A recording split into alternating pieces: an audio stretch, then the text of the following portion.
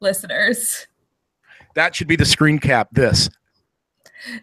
That could be like that'll be the preview image for the show when it comes out. Oh yeah. Better than a lot of the ones it automatically does. I know, it generates the worst previews ever. Usually of your face. So yeah. My face is difficult to look at. So all right. Should I start? Okay. We've been on YouTube. No. Sorry, YouTube. We gotta time it right because Facebook is the worst about starting it. It's kind of like, well, you might start now, but it might start like 5 seconds from now. So yeah. I think we're on Facebook now. Okay. All right. Well, I'm gonna. So if you just want to go, we'll have faith. Okay. Cool. Tonight, we are thrilled to once again be joined by our friend of the show, Trevor Valle. Trevor is a paleontologist, hockey enthusiast, beer nerd, and employee of Big Paleo. We last spoke to Trevor just a couple days after the election of our You gotta wait for her to finish the intro, man. And we got a little ranty then, but that was really good. I know, I wrote that really well. And so tonight, we're maybe not going to be as ranty as we were last time when we just trumped the whole episode. Because tonight you already mentioned the name. You mentioned the name. Now I have to rant. You deflated my hope for this episode. I'm sorry. Well, I deflate your hope for every episode, so this is nothing new. I know. So I'm living up to the low expectations. Yeah. Ooh, yeah. It all is deflated right now. So we're gonna talk about beer, and I feel like say deflate once an episode. Well, I did it twice. We've said it 5 times now. We just ruined the whole episode anyways. All right, so this is something that we kind of mentioned actually months ago, that we would have Trevor back to talk about the science of beer. And both of you are beer enthusiasts, I would say. Yes? Yeah, I would say beer enthusiast. Well, I follow you on Twitter, and you're always posting beer. And what about you? I'm a millennial. I don't like labels. All right, that's fine. Millennials kill everything. All right, so sorry, so beer. That's a different podcast. That's a different podcast. We also spend too much money eating out, but we are responsible for anyway. Yeah, different podcast.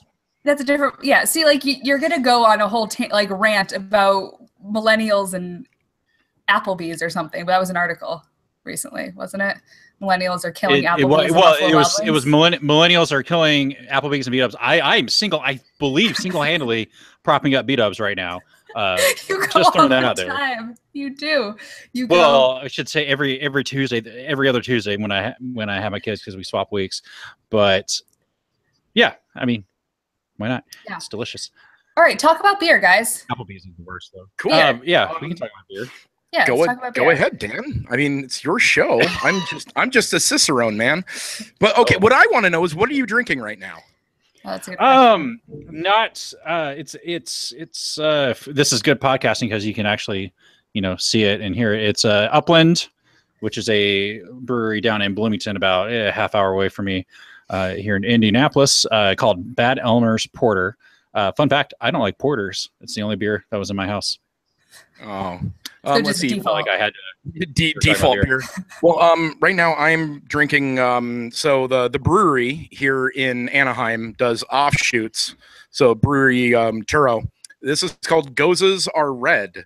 It's a Goza. Gozas are really cool styles of beer. It's one of my current favorites. They're salt beers. So they were actually beers? Salt. Yeah, they're salty. They have a high salinity to them, and usually they're mixed with fruits and things like that.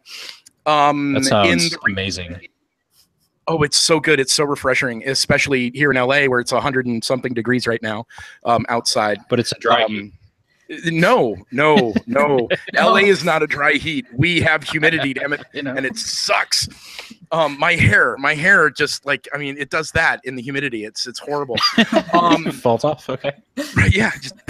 Anyway, Gozas are salt beers. So the area that they're from had a high salinity in their water table.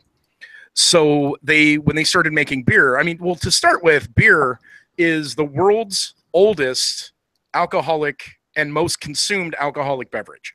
Older than wine. Older than everything. Older than mead, everything. Okay. And it's it's really fantastic to think about that you've had beer since practically the dawn of time, because all you need is malt, yeast, and water. Hops, yes, of that's as a preservative, as a flavoring, but the purity law, the Reinheitsgebot, as it's called, is hops, water, yeast, barley, malted barley. That's it. That makes beer. So you have ancient cultures, washing their grain, and a little bit of wild yeast gets in it, and they let it sit for a few days, and all of a sudden they notice bubbles because the yeast eats the sugars in the malt and produces alcohol and natural carbonation. Ta-da! It's science. Beer is chemistry, and it's fucking rad. We can swear on this, right? I forgot. Yes. Yeah. Yes, we can. Yeah. We earn our explicit rating. We just, if Ken Ham happens to be listening to us, we have to beep and bleep it. But did you know we got noticed by Ken Ham? I did, and this is a message for Ken. Fuck you. Sorry, I had to. The man's a jackass. That's Papa Bear. Sorry. That I'm part of Big Paleo, and yes, I am Big Paleo. Also, hashtag angry paleontologist because of creationism and all that. But I'm gonna mellow out because I'm drinking beer. Let's say we're going off the rails now. Yeah, no, we're drinking beer. It was already going off the rails. Yeah, so it happens. I have to deflate this discussion. Reset Gozas. So Gose Goza. They were salty. So when they brought their beer to market, everyone else was going, "Hey, why does your beer taste salty?" And they're like, "Why doesn't yours?" The rad thing about it is because it became such a popular style, but then a majority of the breweries in World War II were turned into munitions factories and bombed, and it wasn't that popular in Germany at the time, mainly because of war. And it became a lost recipe of beer until the late 70s, early 80s, when it was rediscovered. And now every major brewery attempts a Goza. Even Sierra Nevada, which is, they're technically a craft brewery, but they're way in the upper levels of craft beer. They do a beer called Otra Vez, which is a Goza made with cactus and grapefruit. And it's a year-round core beer to the point where I can find it in the Vons up the street. So you've got these strange beer styles, Gozas and Guzes and Lambics and Sours, and much more than lagers and like wheat beers that most people are think about. You have this beer revolution occurring. And as a Cicerone, and also as a craft beer bartender, in addition to doing all my science, it's fucking rad, dude. It's like I can go places and go, "I've never had that beer. Let me have that beer." Let me have that beer. I'm actually planning on a trip shortly, next week. Actually, I will be in Toronto. So, by the way, if anybody's watching live, if you're in Toronto, come hang out with me while I'm in Toronto, starting on the 16th, and we'll drink beer. And then I'm driving to Detroit and Grand Rapids to drink more beer. And then I'm driving back to Toronto to fly home. You say not drinking and driving, though. Oh, fuck. No. While I do have to Toronto to drive to Michigan. I bought a pocket breathalyzer on Amazon just to see, like, when I'm Ubering places, like, oh, wow, I'm blowing a 0.19. I'm dead. I should not be driving. Thankfully, I'm taking a cab. And it's a lot of fun. But yeah, I'm going to be doing a two-country cross-border beer tour from Toronto to Grand Rapids and back next week, actually, from like the 15th through the 20-something. I forgot already. Do you think that there's a region that really can boast the best beer in the U.S. or anywhere that you've been that really sticks out as having a really cool beer scene? In the U.S., basically the craft beer capital of the United States currently is San Diego. San Diego is kind of where a lot of it started, that it started to become mass appeal. So 20 odd years ago, a brewery called Green Flash came up with the West Coast IPA, and that has overtaken people's taste buds for 20 odd years. And that kind of started the craft brew scene. You had Green Flash, You had Russian River up north, Stone Brewing down in Escondido. There are some major players on the market that are still around today that pretty much control craft beer. If you want something hoppy and you like a West Coast style IPA, you get Stone IPA, Stone Delicious IPA, Ruin 10, Triple IPA, things like that. You know Stone. I actually found when I went to Siberia a number of years ago, I had 3 days in London. I went to Brewdog, a amazing UK craft beer company in where was I? I was in the one in Camden, and I walked up to their cooler and looked in it. Green Flash, Stone, Pizza Port, Lost Abbey, all of these California beers, and my heart kind of sank. I'm like, I'm halfway across the planet, and I'm looking at everything that I can go buy at my market. And thankfully, I started in on their beers. But just to think, I was in Camden, like punk rock Camden in outside of London, and I'm finding West Coast IPA by Green Flash and Stone IPA and Angry Arrogant Bastard and all that. I'm like, son of a bitch, man. Holy, they really are everywhere. Holy shit. But so, it's cool. A question I have though is, so you talk you talk about craft beer. What is the definition of craft beer? I mean, it's not Budweiser, right? It's not stuff that you get in a big keg at a fraternity party or something. Craft beer means small batch beer. I think the current designation is you have to make less than 4 million gallons. Actually, let me look that up real quick. I don't want to misspeak on that, and since we're like live and shit. But it is based on a certain amount. Not true. We can't pause. No. Don't pause. But I figured that it was something smaller than this, crazy. Think microbrewery. Micro and nano and brew pubs and stuff like that. Size designations. That's what makes craft beer. Craft beer is a designation that it's crafted. It's handcrafted. You're putting in the ingredients yourself. You're not standing behind some massive, mash tub the size of a small apartment and watching everything automated like at the Budweiser facility out in Van Nuys here. Stuff like that. So yeah, craft beer is crafted, like hand distilled things in small batch. I just looked it up. The definition of a microbrewery is that fewer than 15,000 beer barrels annually is a microbrew. All right, so that's how many gallons is a barrel of beer? That's about 400 and. Oh crap! Wait, this is why we need a metric system. Yeah, no, I know we really do. So 15,000 barrels is about. It's about 500,000 gallons a year. All right, so one barrel's 500,000. That's no. 15,000 barrels is about 500,000 gallons. Okay. Okay. This says 58.67 liters because that's nice and round. Is a barrel of beer. Well, then 15,000 would be like a million, like 2 million liters. So okay, there we go for the metric. There's math. The math we need the metric. done. Yeah. Okay. So it's smaller than Budweiser. It's much smaller. Your standard keg is 15 gallons. Okay. I want to go back. You had said something about IPAs, and it sounds like you're a fan of IPAs. Is that correct? I hate them. Oh my gosh. Okay, thank you so much. I hate IPAs. The reason why is I understand. It's very bitter. So I was drinking them about 5-6 years ago, maybe a little less. No, about 5-6 years ago, before I started going to the bar that I occasionally work at, and.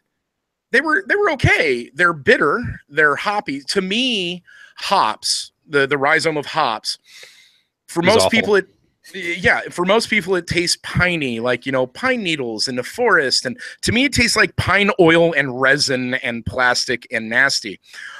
Just because of the way my palate is, not good at all. So drinking an IPA, I go taste blind. If I drink an IPA, I can't taste another beer for like half an hour. I can't taste the full flavor of another beer for that long. If If I drink like a double or a triple, or God forbid, one of those hellish quad barrel-aged IPAs that people are coming out with now, I'm done. I can't. I will drink that last in an evening and then go home and brush my teeth for an hour just to try and get rid of the flavor. Yeah, I despise IPAs. Yeah, but that's why I do things like sours. Yeah, absolutely. Yeah, sours, porters. I like porters, even though you don't. It's okay. Stouts. I'm a that's huge fan of stouts. I generally like fruitier beers, lighter beers. One of my favorites. It's a brewery from my hometown of Evansville, Indiana. I think it closed down. 10 Man Brewing. I think they closed down, but they had an apricot sour that was absolutely amazing. Didn't taste much like apricot, but it was. Oh my God, it was so good. And apricot. I can't. Oh, that beer was so beautiful. Apricot lends very, very well to sours. Apricot sours, apricot gozas, lambics, things like that, because their apricots are naturally tart. The same thing with raspberries, blackberries, any of the tartar fruit is just ripe for, no pun intended, for doing really good fruit beers like that. There's one by Abita. It's called Purple Haze. It's a raspberry. I think it's raspberry and blackberry. Not entirely sure. Damn, that beer is wicked, man. I could drink like way too many of those and have a very, very fun evening. I would. Yeah. That's one bad thing about me, though. I apparently have a very I would say over healthy liver. I don't get hangovers. I've never had a hangover. Never? Never. The one time I thought I had a hangover. Really? No, literally never. I'm 42. I've never had a hangover. I was waiting for all of them to come back when I was 40, and it didn't. And thankfully, I've tried. I've done like a bottle of scotch at night. Yeah, I've attempted. But I've never had a hangover. I haven't even been really tired the next morning. It sucks. Man, I was going to ask you guys after like what your favorite hangover foods were, but since that's nenever happened, you're not going to say, "Oh yeah, man, I love going to get a burger or some tacos." We can talk about that a little bit later. We don't want to, because that I mean, chronologically speaking, that's the next that comes later. So you guys were talking about fruity beers. I said before the show, I don't drink beer really, but there is. I know she will this weekend. Oh, she is. Yeah, tomorrow afternoon she's flying into. Make sure. Yeah, he's going to flying into Indy tomorrow afternoon, and we're absolutely going to go to at least Sun King here in Indy. Okay, so it's probably my favorite local brewery. Wait, you guys are in Indy? That I like, though. Okay, he is. I'm in Indianapolis. I'm in Maryland. Oh damn! Yeah. That means neither of you are near Detroit. No, I was in Detroit last week, actually. That doesn't help. That doesn't help me. That doesn't help me next getting a connecting flight. So the beer that I like, though, the one that I kind of enjoy a little bit it's called Hell or High Watermelon. It's by 21st. It's 21st Amendment in San Francisco. Yes, I have that on tap at my bar right now. Do you? Because it's a good summer beer. Oh, it's fantastic. It makes me think of the beach. Yeah. So it's a good beach beer. So that's one.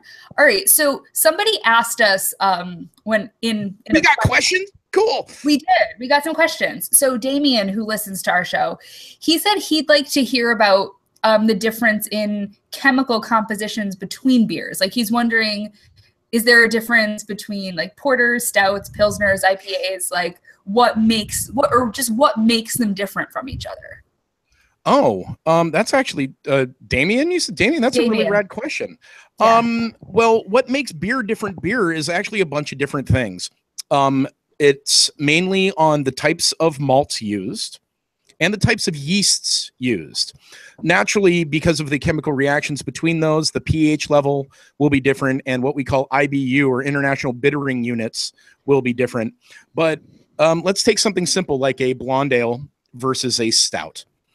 A blonde ale will use a much lighter, faster digesting yeast, like a Belgian yeast, for example.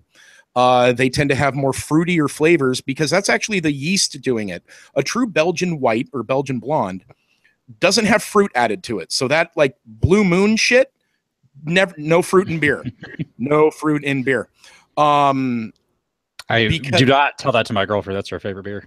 No fruit in beer. I could say her favorite mass-produced beer. Favorite mass-produced beer. Anyway, I have a favorite mass-produced beer. Like, are you hating on me for that? Well, what's your favorite mass-produced beer, real quick? Leinenkugel Summer Shandy.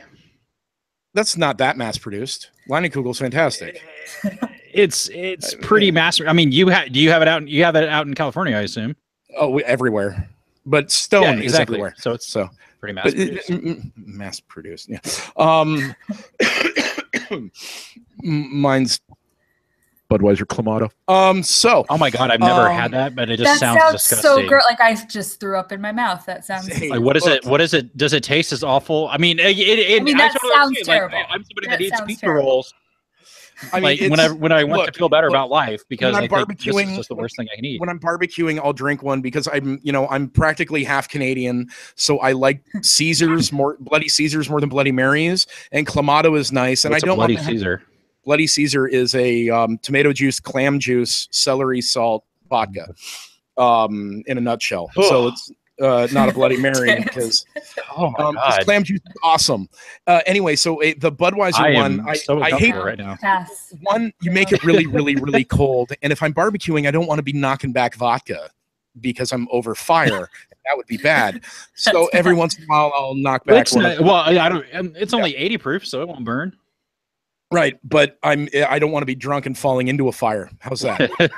I like eating the ribs after they're off the grill. Okay. Anyway, Damien, so to answer your question, Damien, sorry about that. I get shit for Budweiser Clamato, okay? I only drink it once in a while. Anyway, so Belgian blonde, the Belgian yeast itself creates esters when they're off-gassing and when they're creating the alcohol that create those citrus flavors. You'll get like pineapple and banana and citrus, like grapefruits and stuff like that. But the roast on the malt is key. It's a light roast. You only want to roast the malt a little bit to get it a little bit cooked and opened up because that colors the beer. A stout, on the other hand, that shit is charred. They put that on the fire and smoke it and char it and blacken it, a dark roasted malt. And that creates those darker, earthier, headier notes. And the stout yeast that's used is very slow acting. It takes a long time to, in order to digest the sugars and create that beer. The really cool thing is when you intentionally introduce bacteria. There are off flavors in beer, like a weird bubblegum taste or tastes like paper or cardboard. That's when you've got lights, when light has gotten to the beer and spoiled it. But lactobacillus, that happy little crap that's in our stomachs and milk and all that, is intentionally put into beer to sour it. That's how you get a sour beer.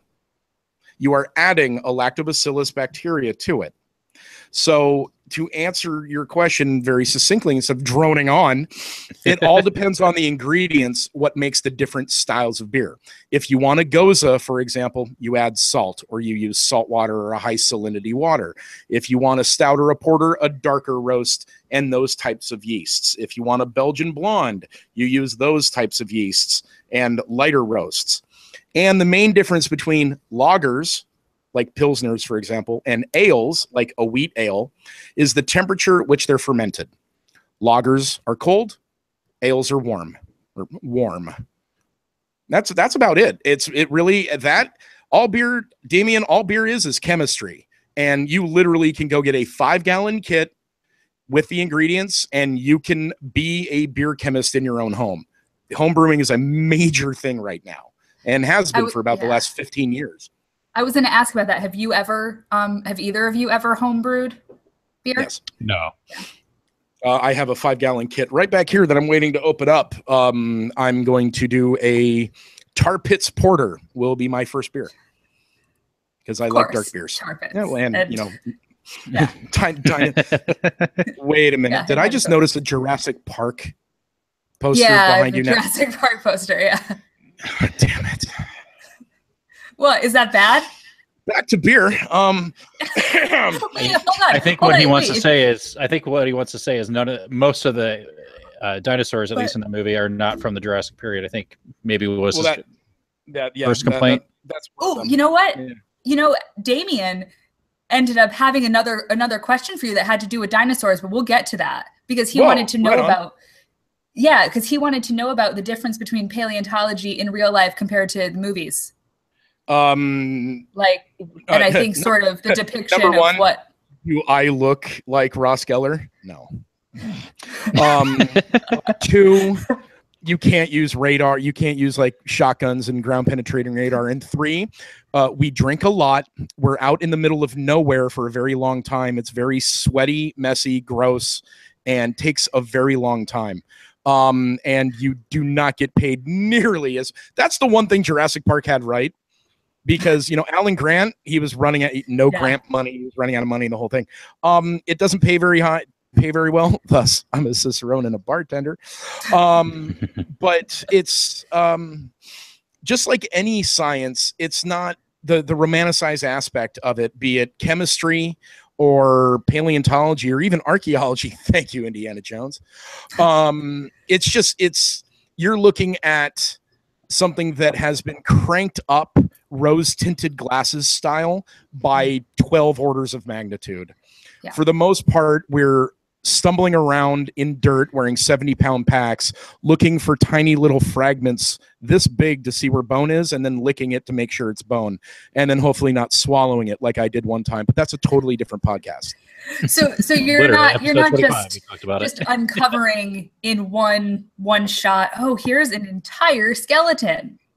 Yeah, if that happens, then that's awesome. But no, usually it's like, oh, look, a bone scatter. And then you're dusting, you're following it up the hill, and then you dust and you dust and you dust, and you dig out and you realize it is this much of a rib from some sort of animal, because ribs aren't very diagnostic. Yeah. And the moment you brush it off and uncover it, it goes into dust and crumbles. And you're like, well, shit. All right.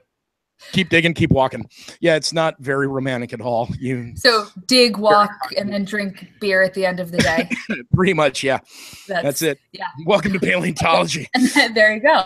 So Sean, our mutual friend, the wonderful Sean Sellers, dentist and friend of the show.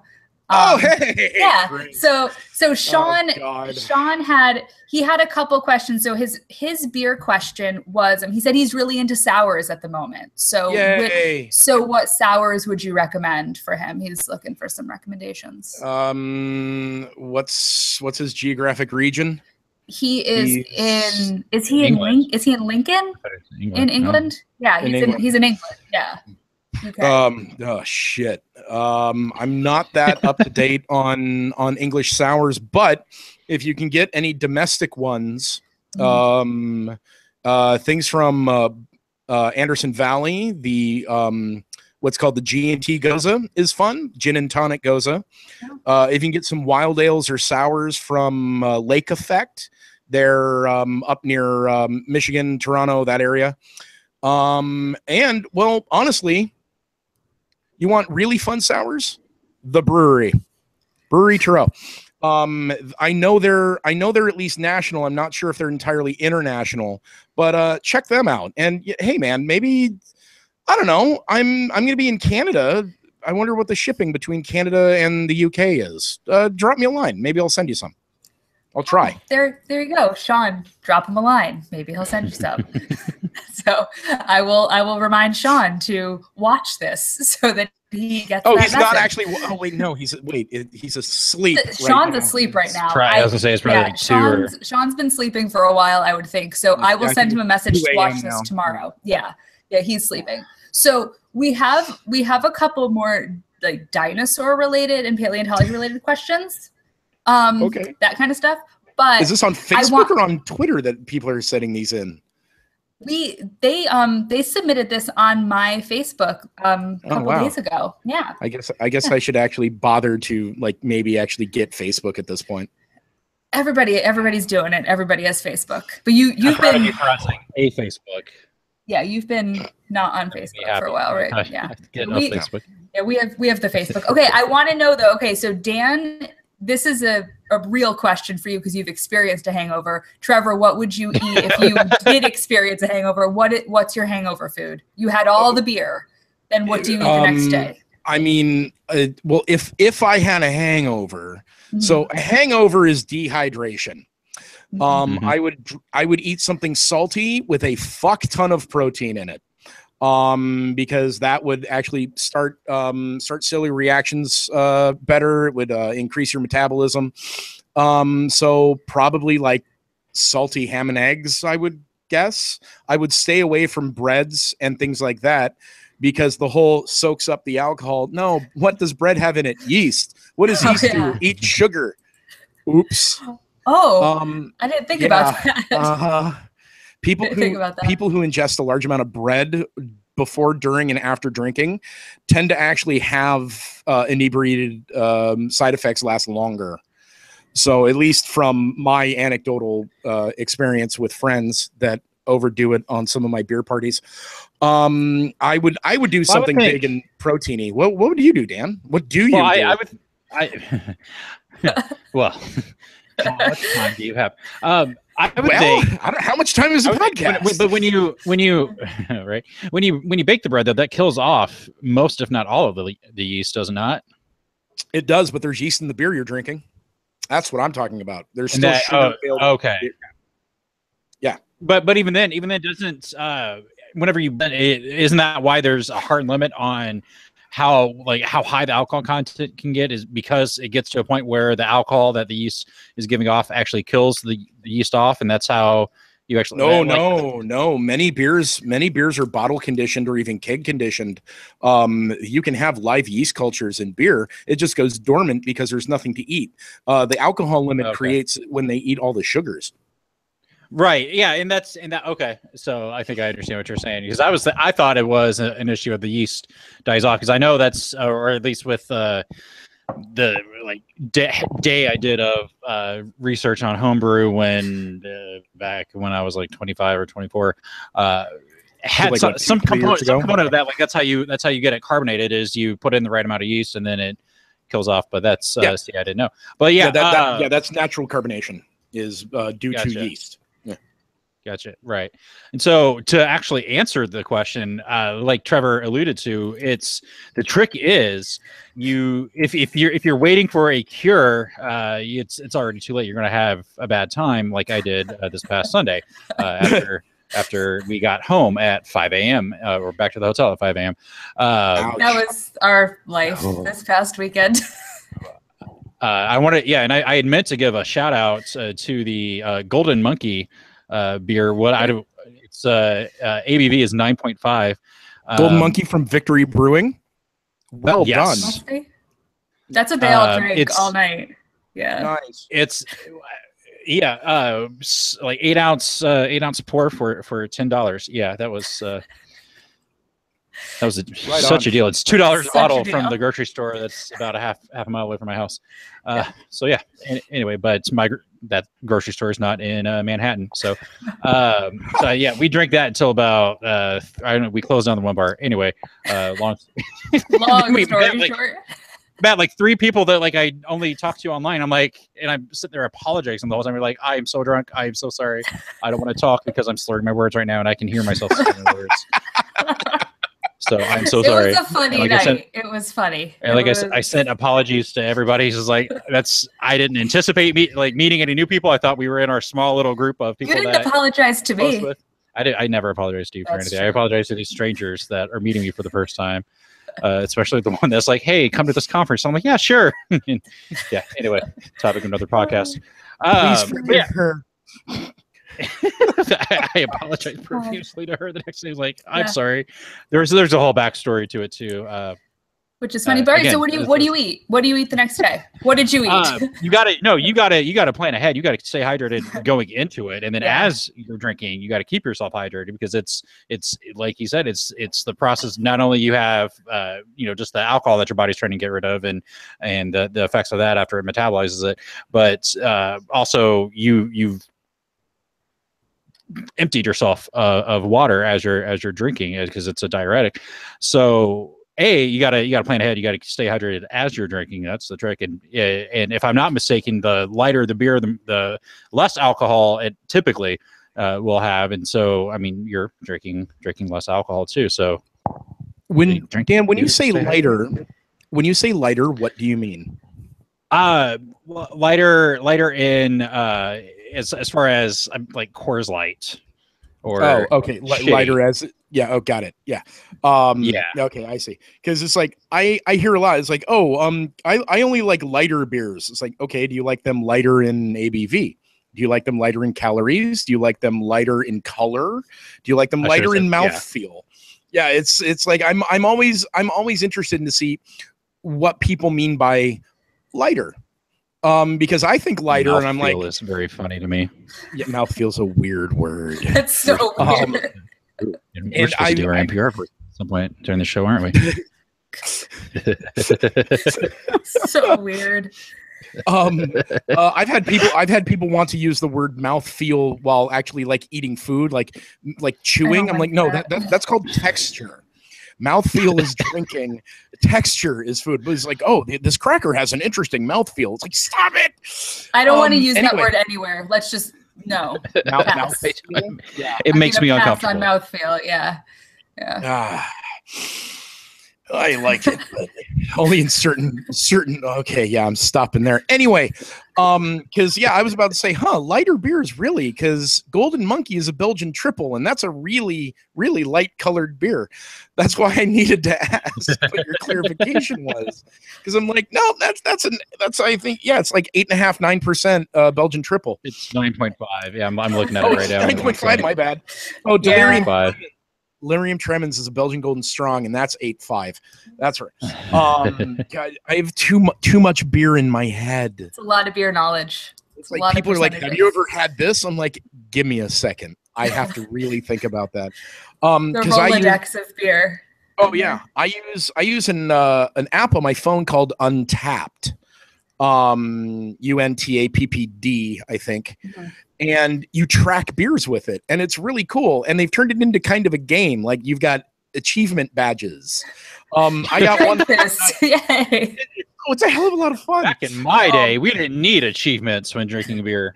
Right. And the other day, here it is. It is literally, they have, I did it last night. It's called The Dark Side.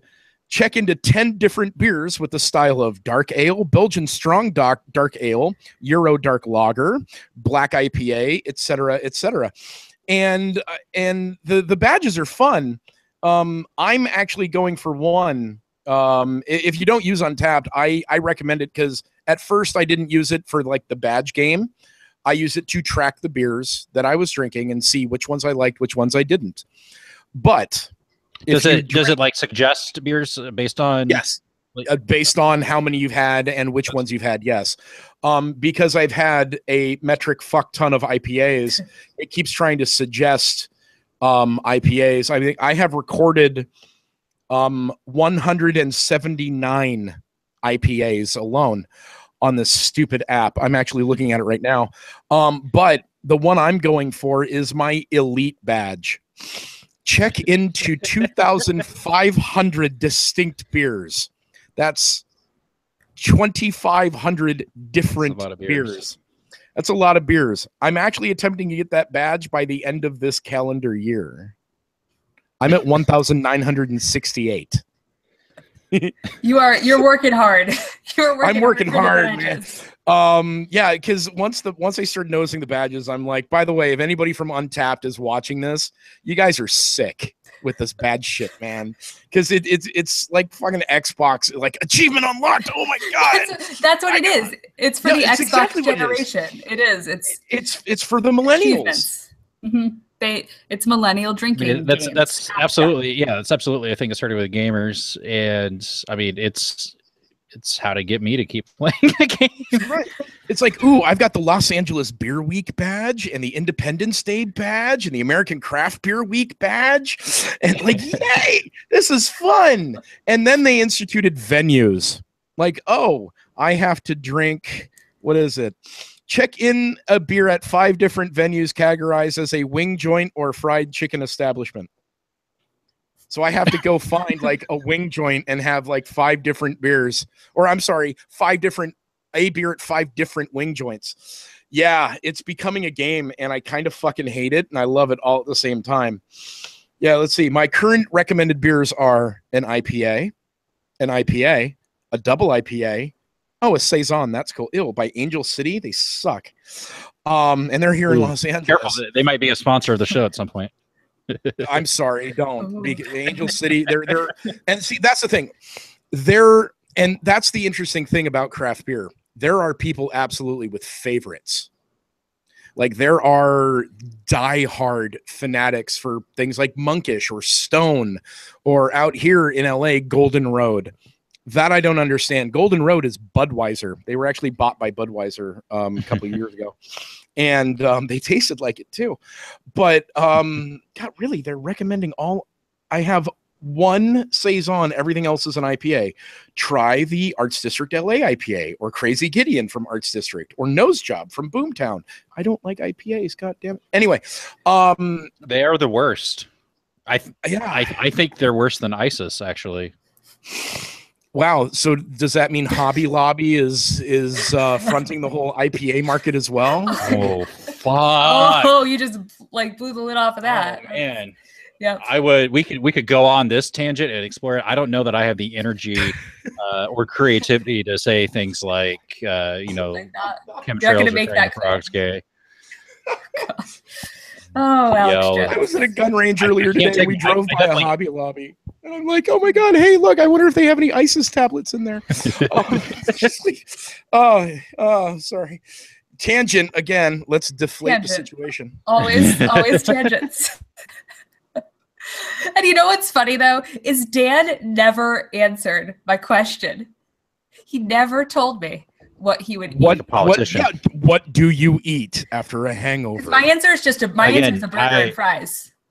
Well, I mean, that's what we did. So that's what we did Sunday. So Saturday we're at, well, I guess Sunday morning we were out until 5 and didn't go to sleep until 7, and then got up at like 10 to pretend to go to a conference and pay attention. I got up earlier because I had business to take care of at the conference. I went and did an interview.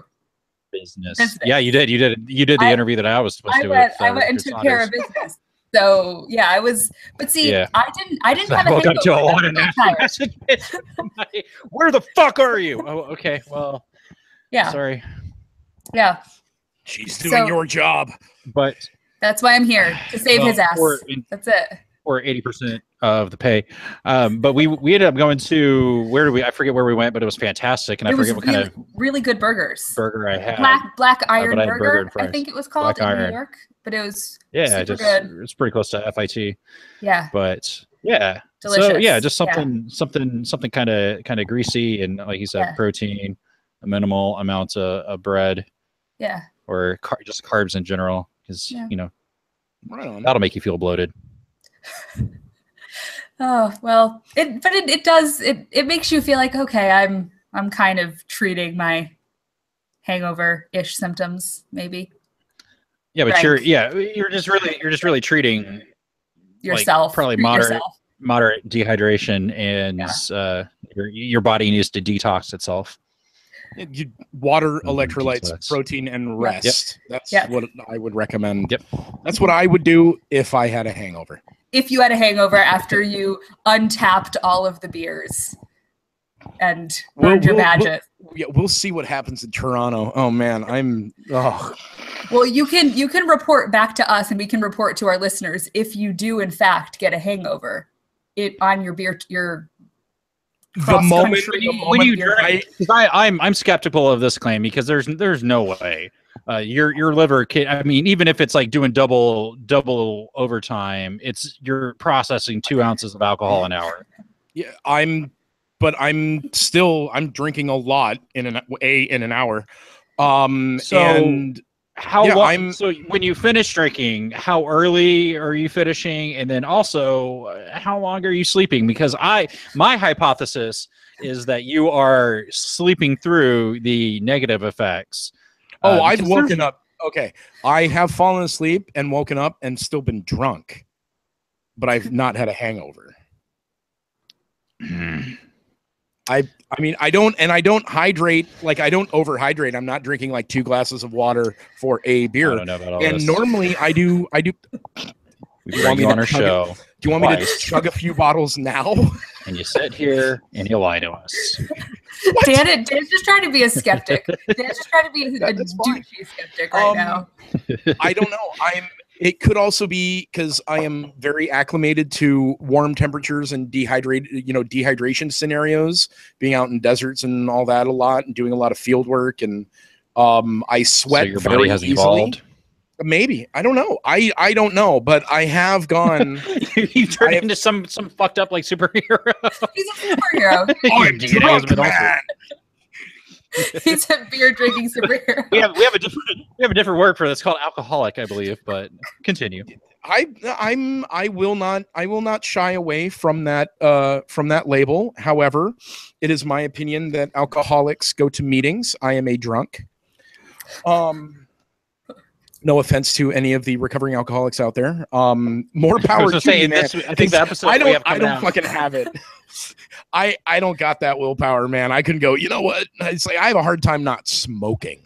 I just quit smoking. The episode we're putting out this week, that if I ever get around to editing it, which I will do after this, we're done here.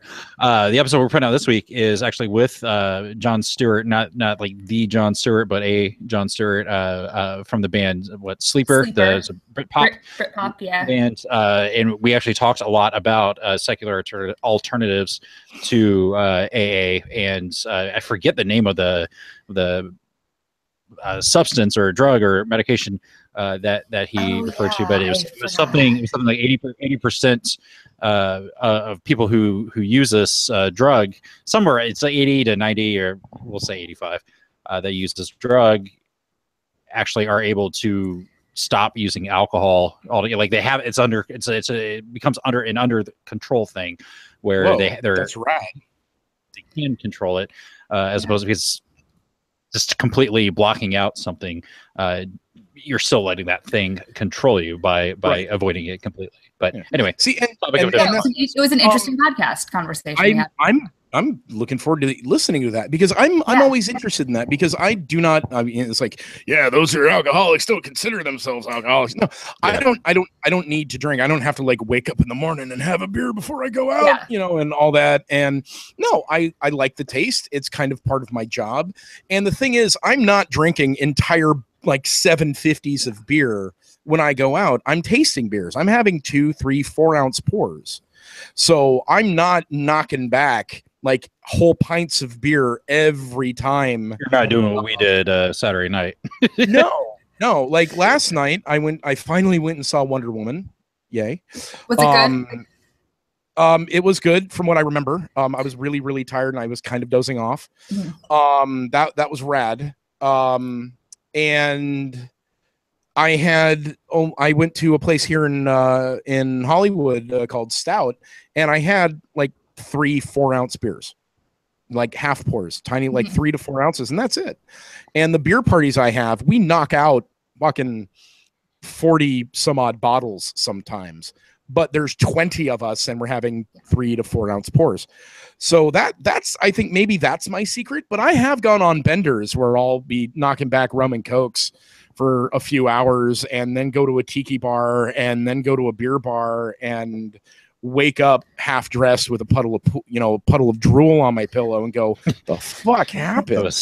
I was wondering where that puddle came from. I was drool. To see where that was going. Drool. I've only peed the bed twice when drunk. Big air quotes around drool. Yeah. Drool. We're calling it now. Okay. I've only pissed the bed twice when drunk. All right. But I have no filter and I don't lie. So there you go. Clearly, there's no filter. I mean, I can honestly say that's never happened to me. So you're lucky. So that is not the Dan Broadbent story. What we have found, or not done. So there is that. But yeah, I've done all of that, and no, I have not slept through the entire day. I've like staggered in, gone to bed at like 4, and like I'm up at around 9, and I'm fine. If I'm not still drunk, I'm fine. Yeah. It happens. I can document it if you wish. So you are the non-hangover man, and that's it. That is my super. I actually have documented it. Interestingly enough, because I just remembered that pocket breathalyzer I bought. I went on what's called the it's like this, just I don't even know if it has a name. I called it the "oh my god, I'm going to die, I'm drinking so much beer" walk in San Diego, craft beer capital of the states.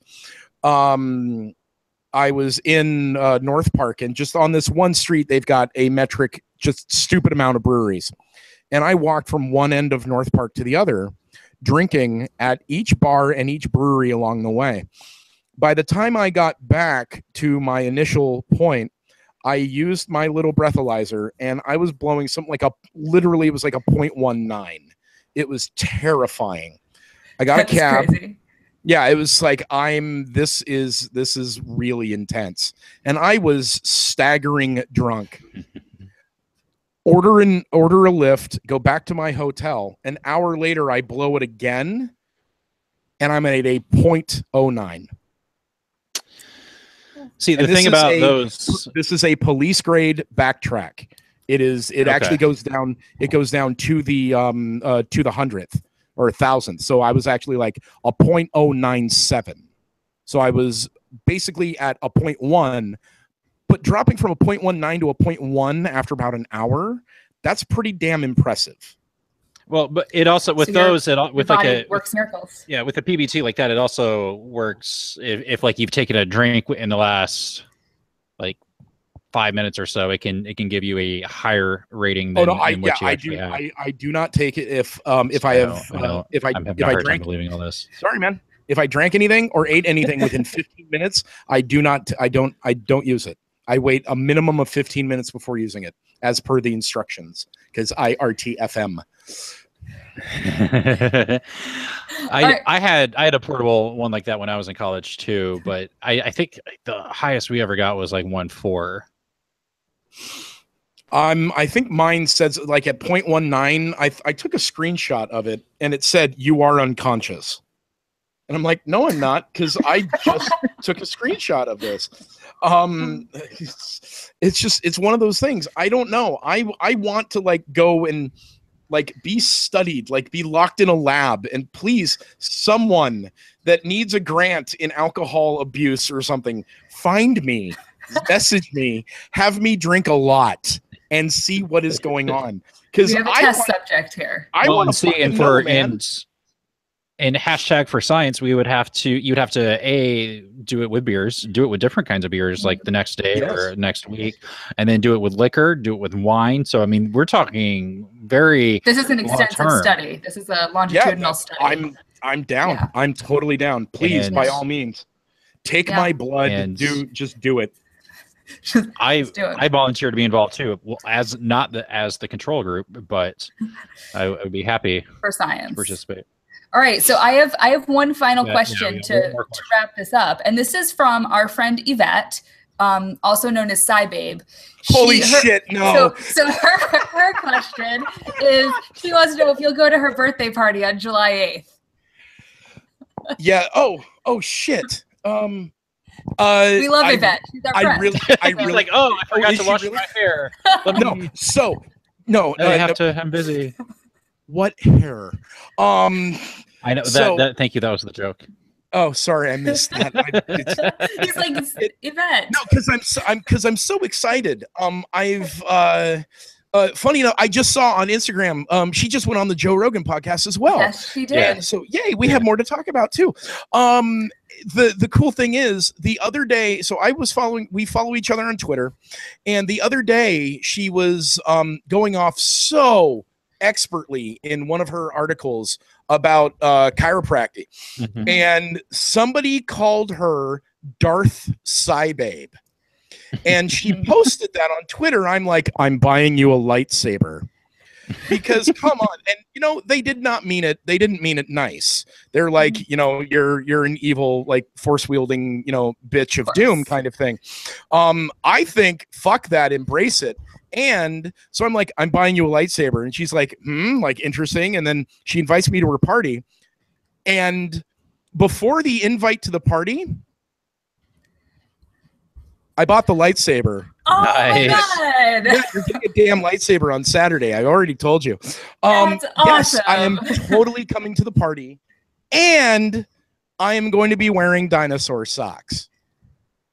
All right. So, well, awesome. I love when friends become friends and all of that good stuff. So awesome. You are going to have a great time with Yvette. I hope so. Yes, she's fantastic.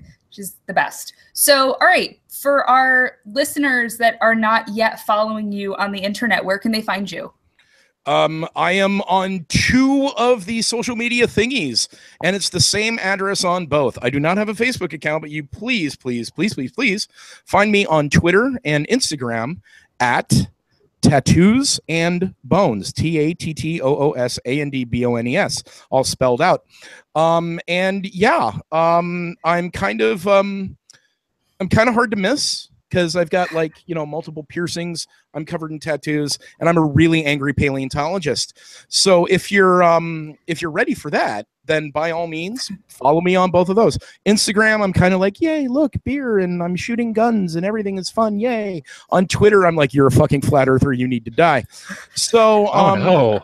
Yeah, well, no. Sorry. Well, I am. By the way, I just found the screenshot from my backtrack.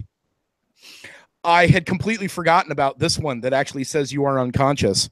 And I'm going to lift it up so everybody can see. And I will post it on Twitter shortly. Let's see. 0.312.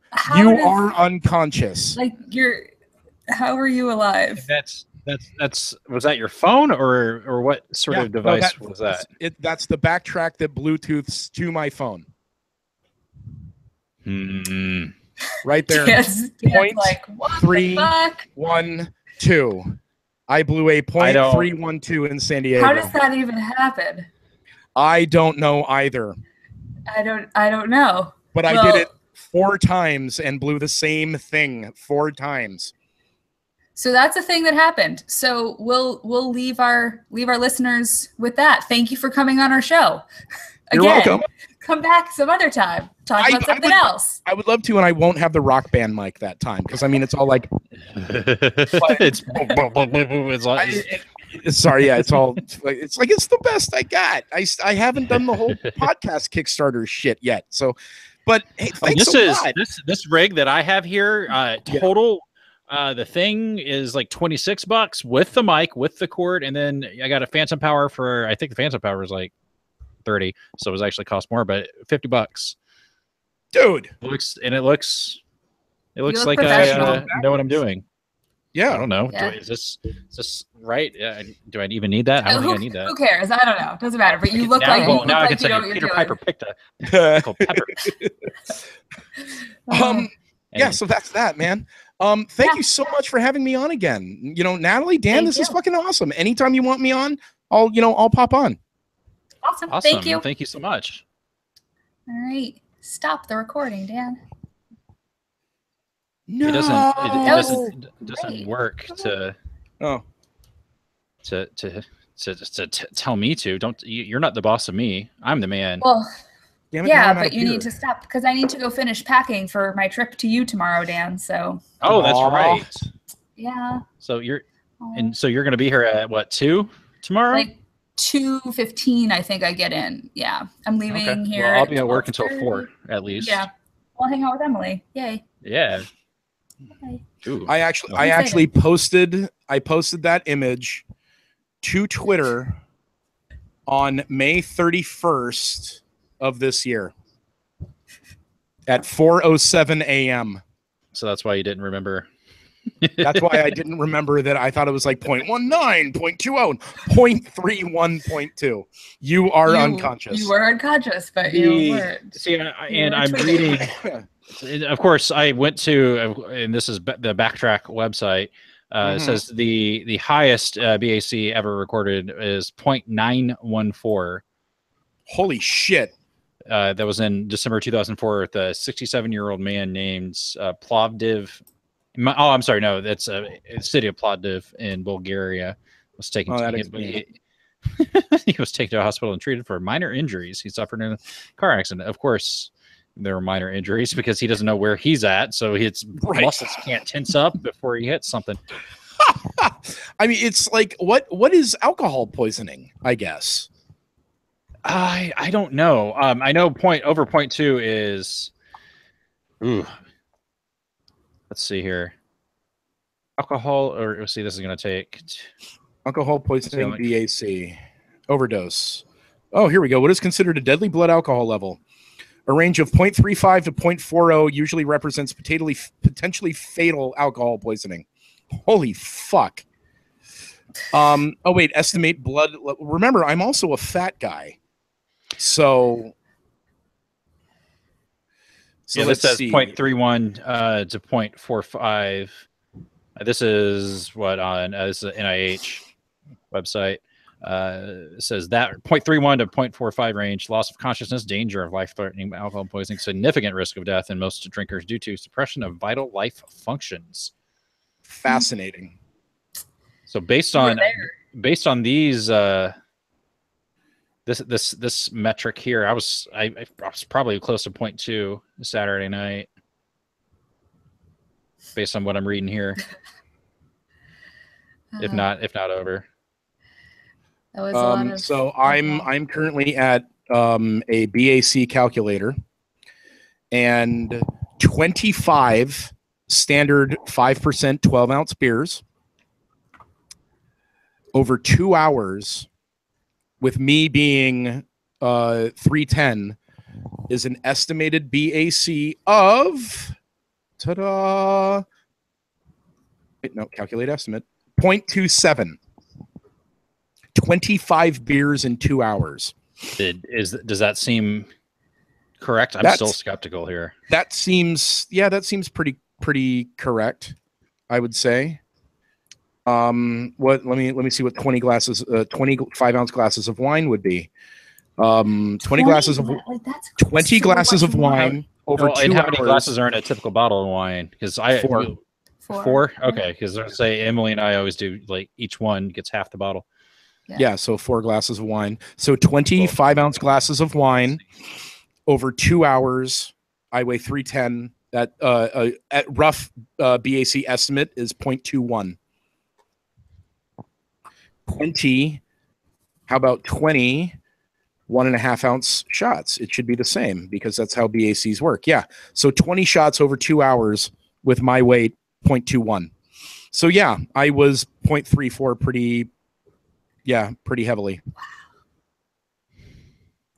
See, and I wish I would. I have no idea how many I had Saturday night, because they gave the. We were at multiple places too. Yeah, and I got the tab and I go, here, paid it. I didn't even look to see.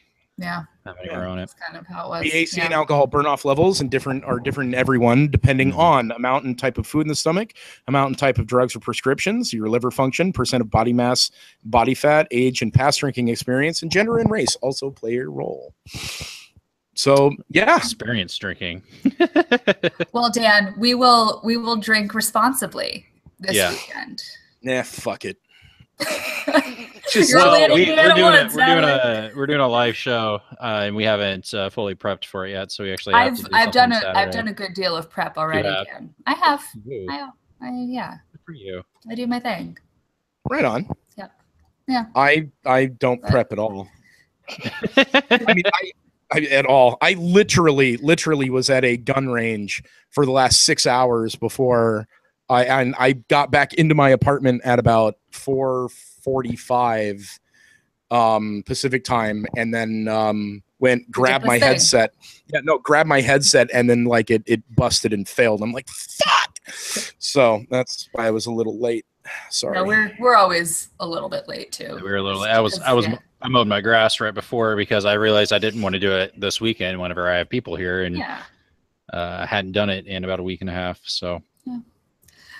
All right, guys, I need to go finish packing, and then I'm going to go to bed, and because I go to bed at like 11 o'clock. I don't go to bed that late. I go to bed at like 3.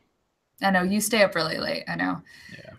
I've started just going to bed earlier because what else am I going to do at night? I haven't stopped the YouTube. We're still going on YouTube.